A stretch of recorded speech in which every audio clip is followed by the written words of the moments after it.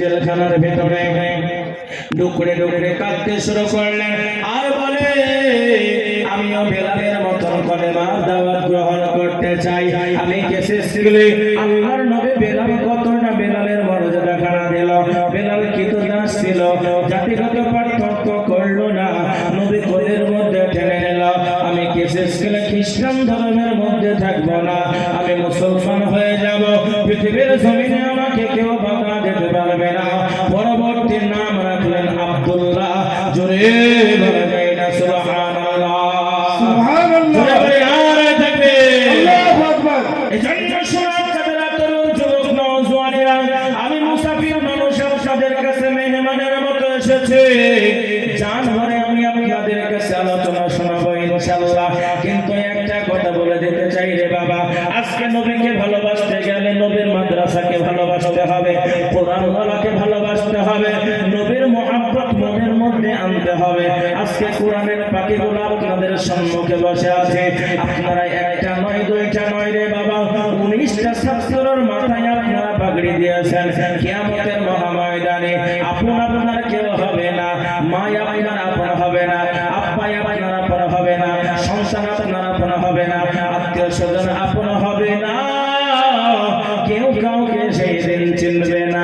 এ বাবা আমার কথা না, পবিত্র কোরআনটা খোলেন, কোরআনের 30 নম্বর পারা আল্লাহ তাআলা জানিয়ে দিয়ে বলেন, ইয়াউমা ইয়াফিরুল মারউ মিন আখিহি ওয়া উম্মিহি ওয়া আবিহি ওয়া সাহিবাতিহি ওয়া বানি।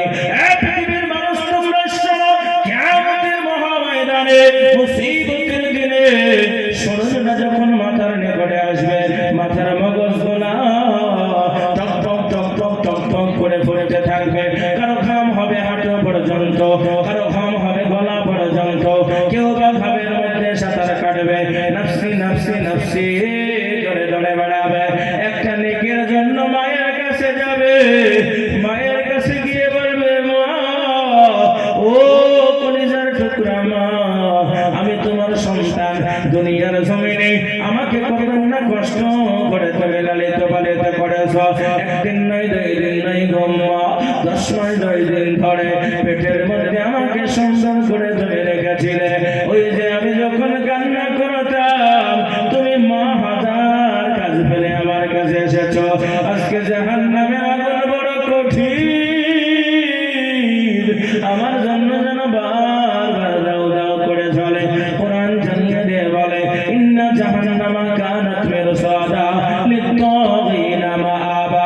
এ পৃথিবীর মানুষ তোমরা শোনো, জাহান্নাম যেন বারবার লাফিয়ে লাফিয়ে কামড়াতে আসে। মা একটা নেকি দিয়ে আমাকে সাহায্য করো।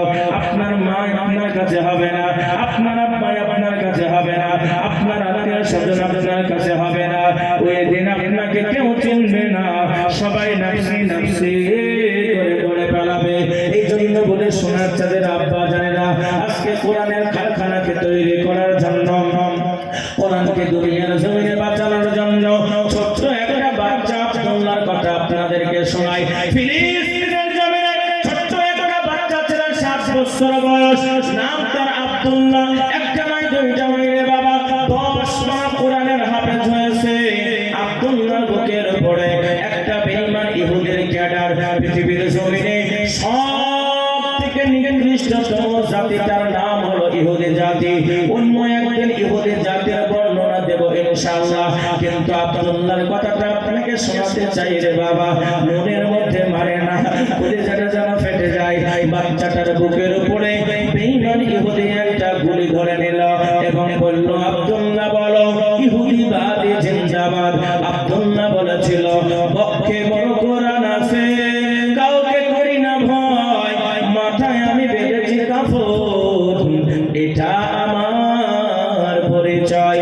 এই ওদের ক্যাডার শুনে নেয়, আমি আব্দুল্লাহ আমার শুনে এক টাকা পর্যন্ত আমি বলবো না ইহুদিবাদী জিন্দাবাদ, আল্লাহর কোরআন জিন্দাবাদ। জোরে বলা যায় না সুবহানাল্লাহ, সুবহানাল্লাহ, নারে তাকবীর, আল্লাহু আকবার।